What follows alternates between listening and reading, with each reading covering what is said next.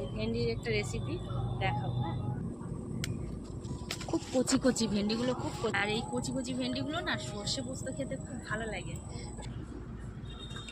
তো দেখলেন বাগান থেকে কচি কচি ভেন্ডিগুলো তুললাম, বেশ অনেকটাই হয়েছে।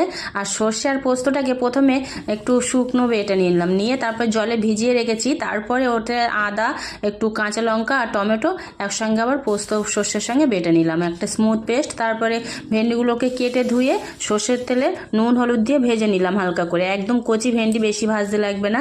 তারপর সর্ষের তেলে আবার জিরে, শুকনো লঙ্কা, তেজপাতা ফোড়ন দিয়ে যে পেস্টটা করে রেখেছিলাম সেই পেস্টটা পুরো দিয়ে দিলাম, দিয়ে একটু জল দিয়ে নুন হলুদ জিরের গুঁড়ো দিয়ে ভালো করে কষিয়ে নিলাম। তারপরে আর একটু জল দিয়ে ফুটতে দিলাম, ফুটে গেলে ভেজে রাখা ভেন্ডিগুলো দিয়ে দিলাম আর চেরা কাঁচা লঙ্কা দিলাম।